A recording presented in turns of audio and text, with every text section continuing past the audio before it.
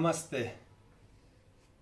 अगर कोई आपको कहे कि आपके पर्स में जो कागज़ के नोट है या आपकी तिजोरी में जो कागज़ के नोट है, अब उन नोटों की जगह आपके मोबाइल में नया पर्स आ जाएगा और उस मोबाइल में ही डिजिटल टोकन के रूप में रुपये रहेंगे और उसी से लेन देन होगा, तो ये हमारे जीवन का एक बहुत बड़ा परिवर्तन देखने को मिलेगा।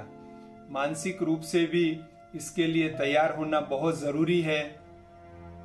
तो ऐसी ही नई व्यवस्था भारत में शुरू होने जा रही है ई रुपीस के रूप में। आइए इस सेशन में हम ई रुपीस के बारे में थोड़ा विस्तार से समझते हैं।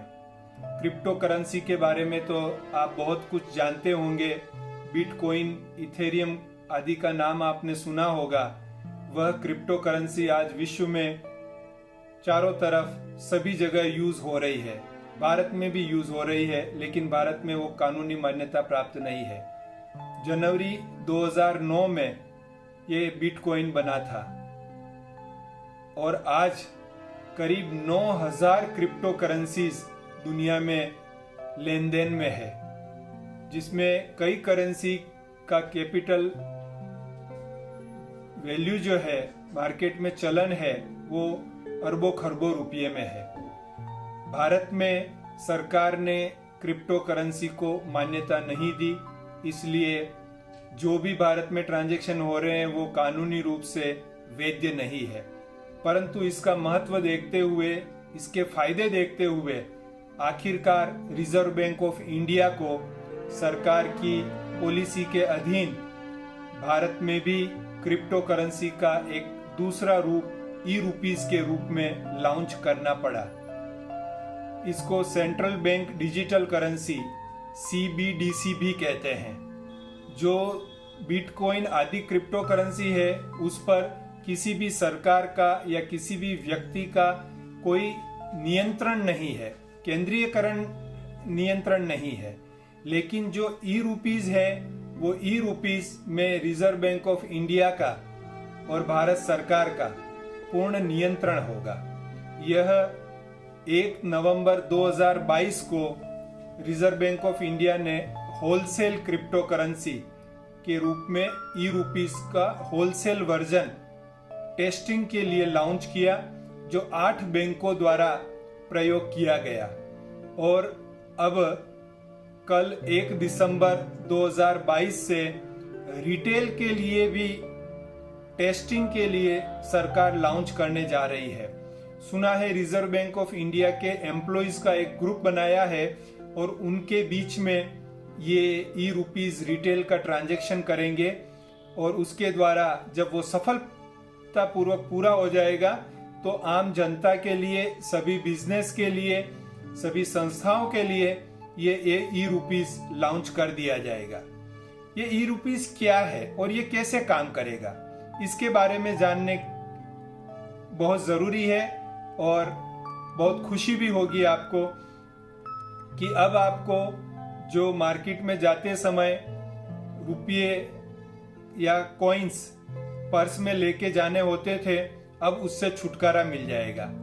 ई रुपीस आपके मोबाइल में ई वॉलेट या ई पर्स कहें, उसमें रहने वाला एक डिजिटल टोकन है, जो आप हाथ से लेन देन नहीं कर सकते। उसका लेन देन मोबाइल के द्वारा या लैपटॉप, कंप्यूटर के द्वारा ही हो सकेगा। तो ये मोबाइल के साथ साथ लैपटॉप, कंप्यूटर आदि अन्य साधनों पर भी लेन देन के लिए उपलब्ध होंगे। यह RBI द्वारा, रिजर्व बैंक ऑफ इंडिया द्वारा लॉन्च किया गया है और रिटेल वाला भी लॉन्च किया जाएगा। और जैसे 2000 का नोट, 500 का नोट, 200 का, 100 का, 50 का, इस प्रकार के नोट्स और जो सिक्के हैं, 20 रुपया, 10 रुपया, 5 रुपया आदि के सिक्के हैं, उसी प्रकार से ये ई रुपीस भी अलग अलग डिनोमिनेशन में होंगे, जो वर्तमान डिनोमिनेशन की तरह ही होंगे और उतना ही उनका मूल्य भी होगा। यानी आज आप 100 रुपया की कोई चीज वस्तु खरीदते हैं और 100 रुपये का नोट देते हैं, तो उस चीज वस्तु को खरीदने में आपको 100 ई-रुपीज देने होंगे जो आपको मोबाइल से ट्रांसफर करने होंगे, उसकी भी सेम वैल्यू होगी। और यह भारत में और विश्व में कानूनी रूप से मान्यता प्राप्त होंगे, यानी ये इलीगल नहीं होंगे, इसको मान्यता मिलेगी। आज की तारीख में एक बिटकॉइन का भाव 13,81,000 रुपया 13,81,000 है, और एक इथेरियम जो क्रिप्टो करेंसी है उसका भाव 1,04,000 रुपया है। लेकिन जो ई-रुपी होगा उसमें वही भाव रहेगा, उसका मूल्य उतना ही होगा जितना मूल्य पर वो जारी किया जाएगा। इसमें भाव बढ़ने की संभावनाएं नहीं है, क्योंकि ये उस प्रकार की क्रिप्टो करेंसी नहीं है। इसका एक और फायदा ये है कि आपके पास अगर बैंक अकाउंट नहीं भी है तब भी आप ई-रुपीज में ट्रांजैक्शन कर सकेंगे। आपके मोबाइल में जैसे ही आप ई-रुपीज का ऐप या प्रोग्राम इंस्टॉल करेंगे, अभी तक सरकार ने वो प्रोग्राम आम जनता के लिए जारी नहीं किया है, लेकिन जब सरकार जारी करेगी और आप अपने मोबाइल में या लैपटॉप में वो प्रोग्राम या ऐप इंस्टॉल करेंगे तो आपको एक यूनिक नंबर मिलेगा। वो आपका वॉलेट का नंबर है, वो आपके पर्स का नंबर है। वो पर्स का नंबर आपके बैंक अकाउंट की तरह ही हो जाएगा। बैंक में अकाउंट नहीं खोलना पड़ेगा, लेकिन आपके मोबाइल में ही वो एक अकाउंट खुल गया, एक नया पर्स खुल गया। आप बैंक में 10,000 रुपया लेके जाते हैं और बैंक को कहते हैं कि ये मेरा पर्स का नंबर है, आप इस 10,000 रुपया लीजिए और मुझे पर्स में ट्रांसफर कर दीजिए। तो बैंक वाला बिना कोई खर्चा लिए आपको 10,000 रुपया लेकर आपके पर्स में वो ई-रुपीज के रूप में ट्रांसफर कर देगा। और अगर आप ई-रुपीज को नकद में ट्रांसफर करना चाहे तब भी संभव है। आप फिर बैंक में या किसी भी व्यक्ति के पास आप उसको ई-रुपीज ट्रांसफर कीजिए और उसको कहिए कि मुझे आप नकद में नोट दे दीजिए, तो वो आपको नोट दे देंगे। तो इस प्रकार से इसमें ट्रांजैक्शन बहुत सहज हो जाएगा। और इसमें नोटों का गलना, फटना, जलना, जो ये इस प्रकार से नोट खराब हो जाते थे या नष्ट हो जाते थे, वो सारा जो है बच जाएगा। इस मोबाइल में डिजिटल करेंसी के रूप में रहने से इसमें ये सब संभावनाएं नहीं रहेगी। और सरकार को नोट छापने से सबसे बड़ा फायदा सरकार को है कि जो नोट छापने पर खर्च होता है, भारत में वर्ष 2021-22 में नोट छपाई के लिए सरकार ने 5,000 करोड़ रुपया खर्च किया था एक वर्ष में। तो आप समझ लीजिए कि एक वर्ष में सरकार का 5,000 करोड़ रुपये का खर्चा हुआ, तो हर साल कितने, और अब तक के सालों में सरकार ने कितने अरबों खरबों रुपये नोट छपाई पर खर्च कर दिए। इसके अलावा जो सिक्के बनाते हैं उस पर तो खर्च और भी ज्यादा होता है, तो वो सारा सरकार का बचत हो जाएगा। इसके अलावा नोटों को लाने ले जाने के लिए जो वाहन लगते हैं, उसको स्टोर करने के लिए जो जगह और तिजोरियां लगती है, वो सब भी जरूरत नहीं पड़ेगी, वो भी एक बहुत जबरदस्त बचत होगी। तो कुल मिलाकर ई-रुपीज से सरकार को तो बहुत बचत होने वाली है, जनता को जो फायदा होगा वो आने वाले समय में ही हमको पता चलेगा। लेकिन इससे लेनदेन, धन का लेनदेन बहुत आसान हो सकेगा, ऐसा अभी हमें लग रहा है। दो प्रकार के ई-रुपीज होंगे, एक होलसेल ई-रुपीज और एक रिटेल ई-रुपीज।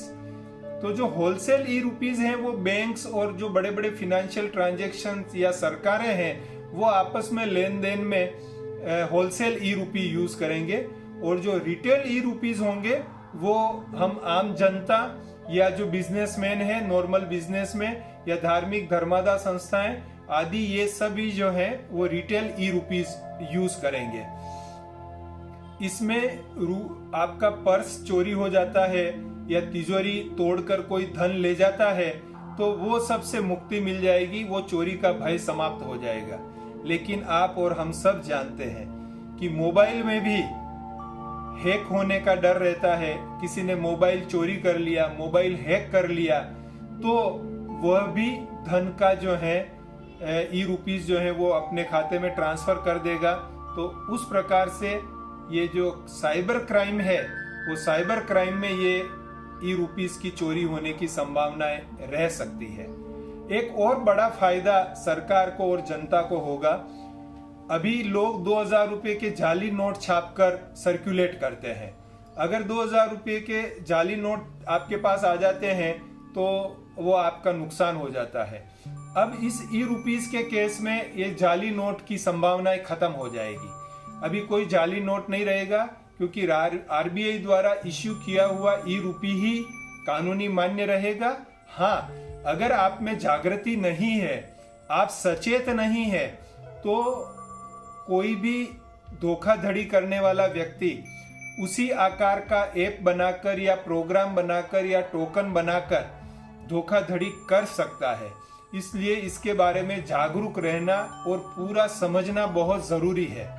जब तक आप पूरा नहीं समझ ले, ई रुपीज में ट्रांजैक्शन करना शुरू नहीं करें, यही हम आपको एडवाइस देते हैं। इतनी जानकारी तो हम सबके ध्यान में थी, लेकिन कई प्रश्न आपके मन में भी उठ रहे होंगे और कई प्रश्न मेरे मन में भी उठ रहे हैं, जो इस ई रुपीस के बारे में हमें भविष्य में ही पता चल पाएगा।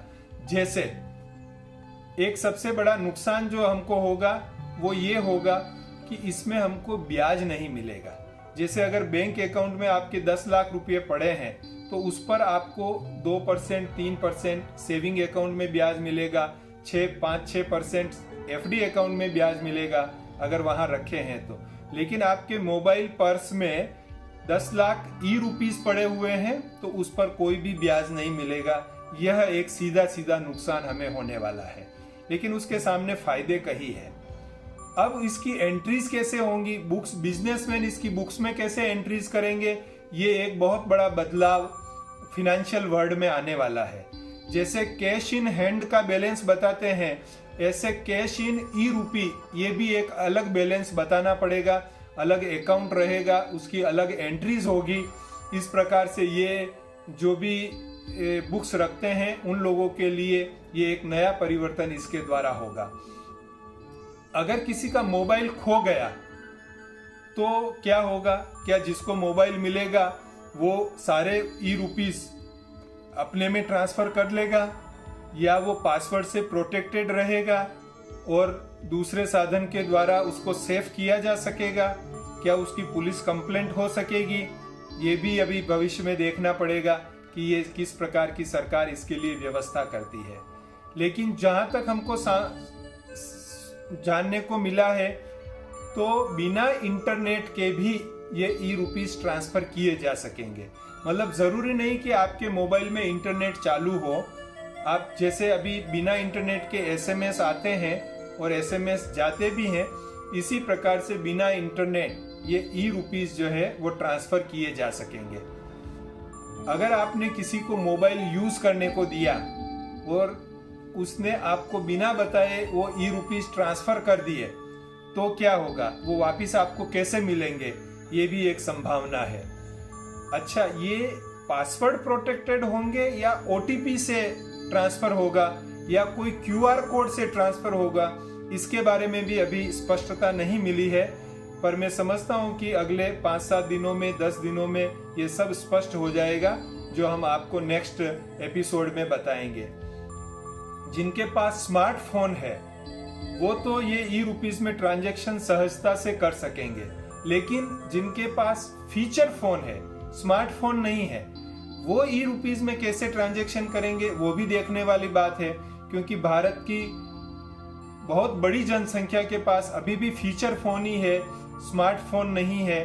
तो और बहुत से पढ़ाई लिखाई भी नहीं किए हैं, ऐसे व्यक्ति ई रुपीस में कैसे ट्रांजैक्शन करेंगे, ये भी एक भविष्य में ही हमको पता चल पाएगा।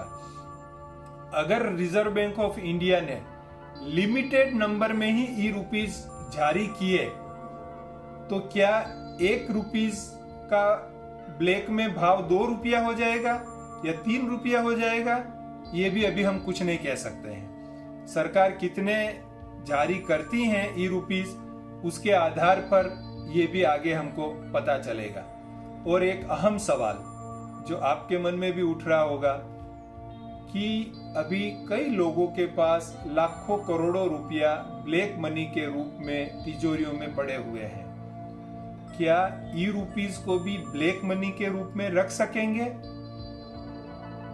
अब ये तो सरकार के द्वारा उसकी कैसे निगरानी होती है, जो ट्रांजैक्शंस है वो उसकी रिकॉर्डिंग कैसे होती है, ये सब तो आने वाला समय बताएगा।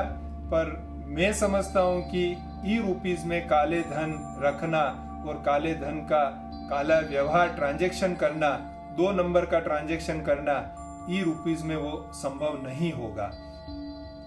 और अगर किसी की डेथ हो जाती है, मृत्यु हो जाती है और उसके मोबाइल में ई रुपीज पड़े हुए हैं जिसका पासवर्ड और किसी के पास नहीं है, तो क्या वो ई रुपीज खत्म हो जाएंगे? उनका कोई मूल्य नहीं रहेगा?